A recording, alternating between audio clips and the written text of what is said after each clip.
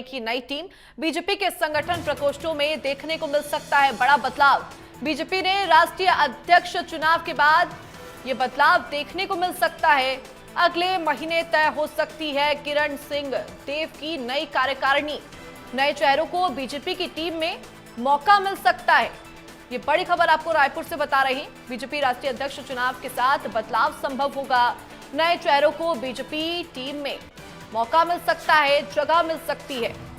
रायपुर से इस वक्त की बड़ी खबर आपको बता रही हैं, जहां नए चेहरों को बीजेपी की इस टीम में जगह मिल सकती है।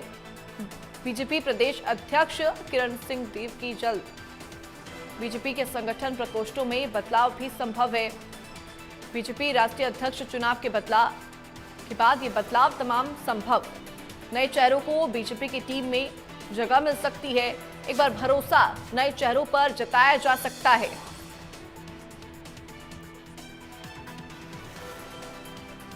बीजेपी प्रदेश अध्यक्ष किरण सिंह देव की जल्द नई टीम बनेगी और उसमें बदलाव बेहद संभव। यहां पर नए चेहरों को जगह मिल सकती है। बीजेपी प्रदेश अध्यक्ष की इस टीम में नए चेहरों के ऊपर भरोसा जताया जा सकता है और बीजेपी अक्सर नए चेहरों के ऊपर भरोसा जताने में विश्वास रखती है और ऐसे में ये संभावनाएं काफी ज्यादा बढ़ जाती हैं कि बीजेपी प्रदेश अध्यक्ष की जो नई टीम जल्द बन सकती है उसमें नए चेहरों को शामिल किया जाएगा, उन पर भरोसा जताया जाएगा। अगले महीने हो सकती है किरण सिंह देव की नई कार्यकारिणी और इस टीम में नए चेहरों को जगह मिलने की संभावना काफी ज्यादा है। बीजेपी प्रदेश अध्यक्ष किरण सिंह देव की ये नई कार्यकारिणी में नए चेहरों को जगह देने के ऊपर मंथन किया गया।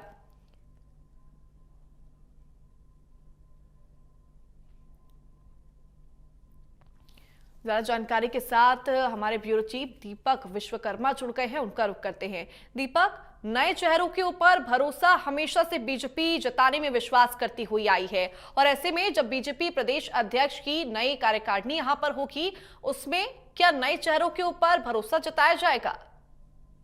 देखिए, भारतीय जनता पार्टी हमेशा लिटमस टेस्ट करती है और हर समय नए लोगों को मौका देती है। चाहे मुख्यमंत्री देख लीजिए आप छत्तीसगढ़ के, उनको पहले केंद्रीय मंत्री रहे, उसके बाद प्रदेश अध्यक्ष रहे, उसके बाद हटा दिया गया, उसके बाद तो फिर मुख्यमंत्री का तमगे से नवाजा गया। किसी को नहीं पता था, तमाम नाम हवा में तैर रहे थे। इसी तरीके से भारतीय जनता पार्टी ने जब प्रदेश अध्यक्ष बनाया तो किरण देव के नाम को कोई न आंक रहा था न कोई जांच रहा था, लेकिन किरण देव को उस समय प्रदेश अध्यक्ष बनाया गया। अब चर्चा ये है कि सभी चीजें पूरी हो चुकी है, तो उसके बाद किरण देव अब अपनी नई टीम तैयार करेंगे जिसमें आगे की रणनीति के ऊपर चर्चा होगी और पार्टी और संगठन को और मजबूत करने के लिए काम किया जाएगा। क्योंकि जो अभी की चर्चा है उसमें निगम मंडलों की नियुक्ति होनी है, जो 2-3 मंत्री पद खाली हैं उनकी नियुक्तियां होनी है, तो कयास ही लगाए जा रहे हैं कि जल्द ही इन चीजों को पूरा कर लिया जाएगा और उसके बाद जैसे ही पूरे होते हैं उसके बाद किरण देव जो प्रदेश अध्यक्ष है वो अपनी नई टीम तैयार करेंगे और उन नए चेहरों को मौका दिया जा सकता है जो बागडोर जो रहे कि हाँ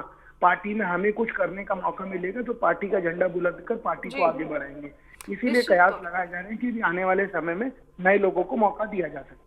बिल्कुल दीपक, और हमेशा से हम देखते हुए आए हैं कि BJP out of the box ऐसे कई नाम लेकर सामने आती है जिसके बाद सभी लोग हैरान भी हो जाते हैं।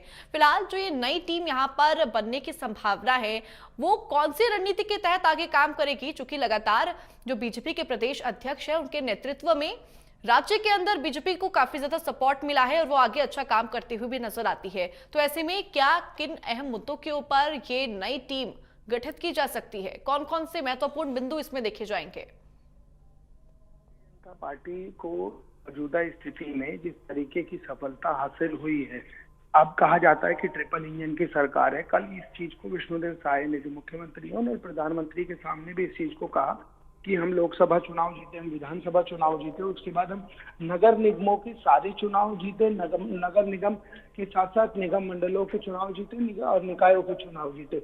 यदि इस तरह की सफलता मिली है तो एक बात स्पष्ट है कि जिन लोगों ने काम किया उनको रिवॉर्ड दिया जाएगा और नए लोगों को मौका दिया जाएगा जो आगे आके काम करके पार्टी को और मजबूत करके आगे की रणनीति बना सके। क्योंकि भारतीय जनता पार्टी जिस तरीके से चुनावी मोड में रहती है तो उससे एक बात स्पष्ट है कि चुनाव जीतने के बाद आगे की रणनीति बनाना, आगे के चुनाव जीतना ये उसका लक्ष्य रहता है। तो एक बात स्पष्ट है कि अभी मौजूदा स्थिति में जो टीम बनाई जाएगी उससे आगे की जो रणनीति है उसके ऊपर काम किया जाएगा। निश्चित तौर पर यहाँ पर आगे की रणनीति के ऊपर मंथन काफी ज्यादा होगा। फिलहाल बहुत शुक्रिया दीपक, तमाम जानकारी हमारे दर्शकों के साथ साझा करने के लिए।